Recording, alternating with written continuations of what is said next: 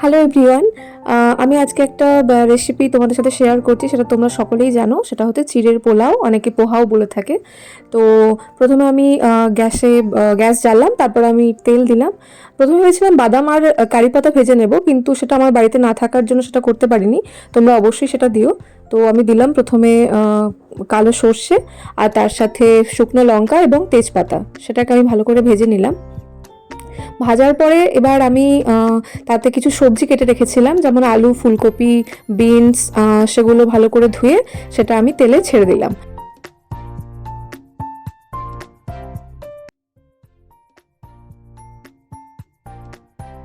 এবার আমি সবজিগুলোকে ভালো করে একটু নেড়ে নেব।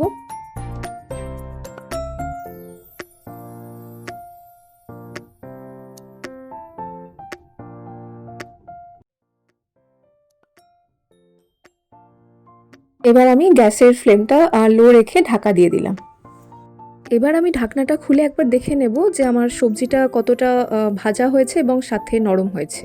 আমি দেখলাম যে আমার সবজিটা কিছুটা ভাজা এবং কিছুটা নরম হয়েছে, তবে আমি আরও কিছুক্ষণ এটা লো ফ্লেমে রেখে দেবো, যাতে সবজিগুলো আর একটু ভালো করে সেদ্ধ হয়। আমি শুরুতে চিড়ে ভিজিয়ে রেখেছিলাম, এখন আমি সেই চিড়েটা জল ছড়িয়ে পরিমাণ মতন লবণ এবং চিনি সেটাতে মেশাবো।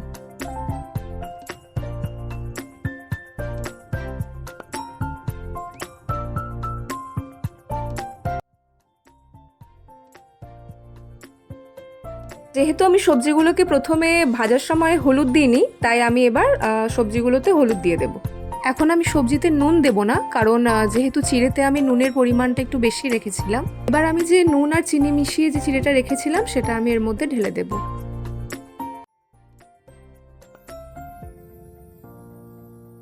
ভালো করে নাড়াচাড়া করে নেব।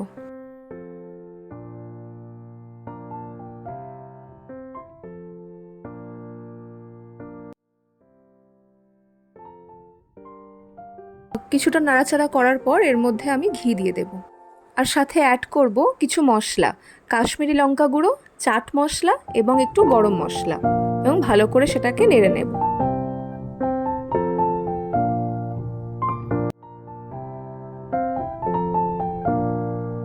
তোমরা দেখতেই পাচ্ছ আমার চিড়ের পোলাওটা হয়েই এসছে।